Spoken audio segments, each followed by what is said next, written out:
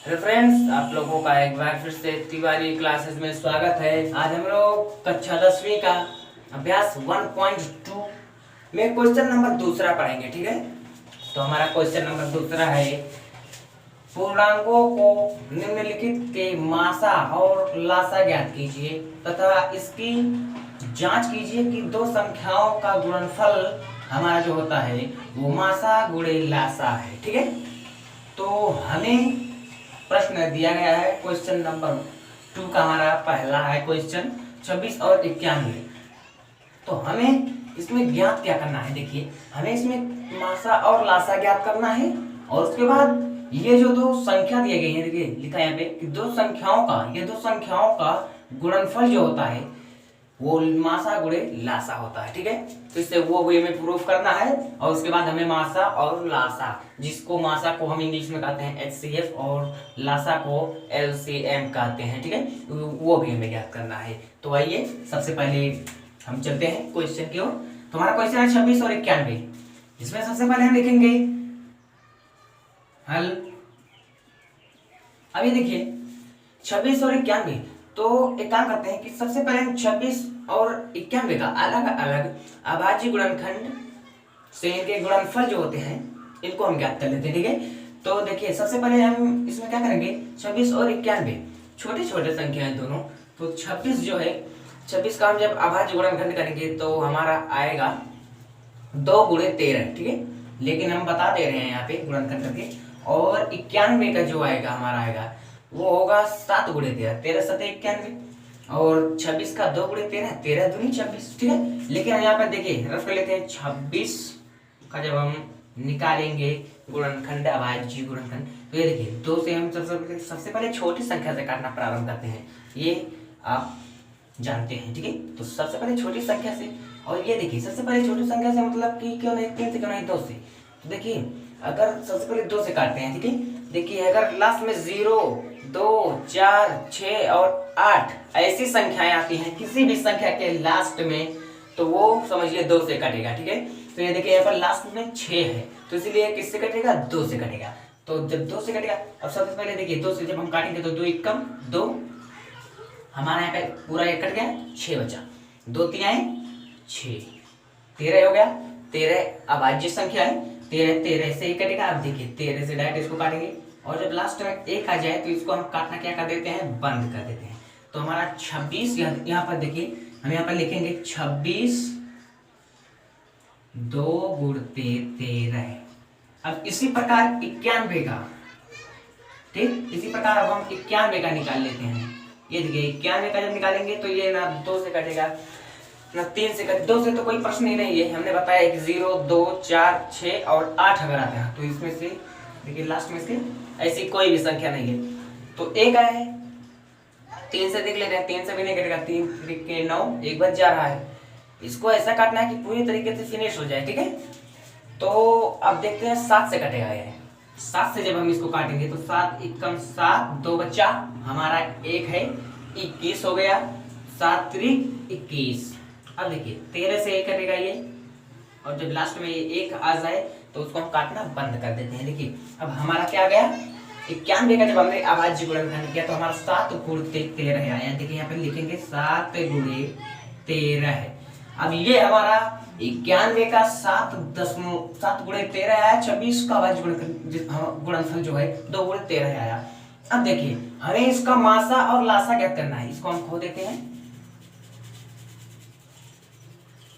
इसका हमें लासा गुणे मासा ज्ञात करना है। ठीक है, तो देखिए अब हम लिख लेते हैं कि 26 और 91 का लासा लिखेंगे 26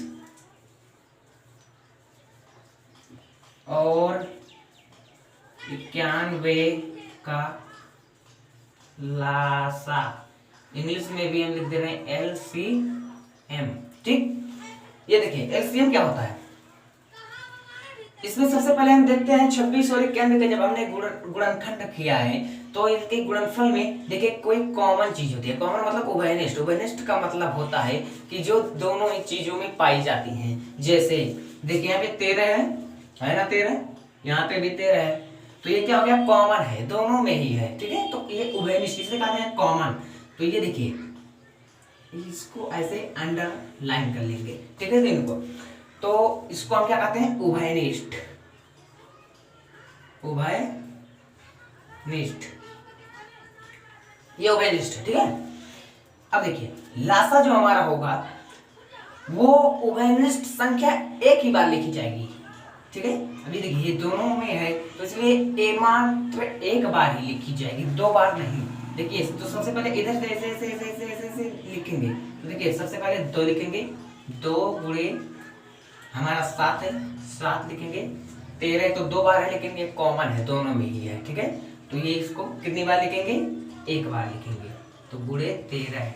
अब जब हम इसका गुणा करेंगे 7 दूनी 14 गुणे 13 है, इसका जब हम गुणा करेंगे तो 13 चौक 52 का 2 हाथ लगे 5, 13 एकम 13 और 5 18, 182 हमारा आ गया आंसर। अब देखिए हम यहाँ पे मासा ज्ञात करेंगे इसका, तो अब देखिए यहाँ पे लिखेंगे 26 और 91 का मासा मतलब HCF। इसका जब हम HCF ज्ञात करेंगे तो ये हमारा देखिए यहाँ पे जो कॉमन चीज होती है, दोनों ही संख्याओं में जो कॉमन चीज होती है वो हमारा क्या होता है, HCF होता है। तो ये देखिए यहाँ पर कॉमन क्या है, 13 है, तो 13 हमारा क्या होगा, HCF। इसको हम कर लेते हैं, ये देखिए ये HCF का आंसर है, ये LCM का आंसर है और ये HCF का। अभी हमने देखिए मासा और लासा ज्ञात कर लिया, ठीक है, क्योंकि हमारा LCM जो है 182 और HCF 13 है, ठीक है। अब देखिए हमने क्या कहा है, अब कहा है कि इसकी जांच कीजिए, कहा है कि इसकी जांच कीजिए कि दो संख्याओं का गुणनफल, जो दो संख्या है उनका गुणनफल जो होता है उनके HCF और LCM के योग के बराबर होता है, इन दोनों के गुणनफल के बराबर होता है, ठीक है। तो ये यहाँ पे देखिए अब इसको हमें जांच करना है, तो सबसे पहले इसको ये देखिए यहाँ पे लिखेंगे जांच, जांच लिखेंगे। अब जांच में क्या करेंगे, देखिए दो संख्याओं का गुणनफल, दो संख्या हमारा है 26 और 91, एक काम करते हैं 26 और 91 का जो है वो हम गुणा कर लेते हैं, ठीक है। तो 26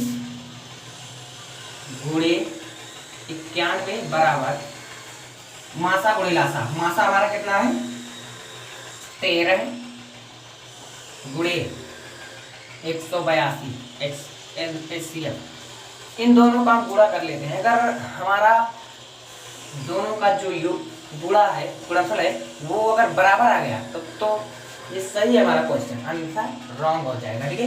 तो देखिए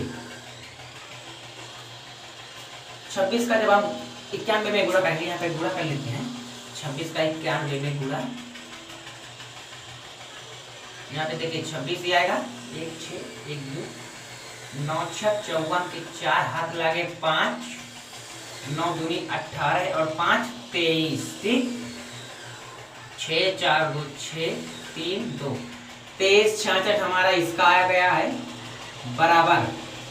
अब हम एक बार 13 और 182, सॉरी 13 और 182 और 13 कर लेते हैं, 3 दूनी 6 3 8 24 के 4 हाथ लगे 2, 3 एकम 3 और 2 5, ठीक।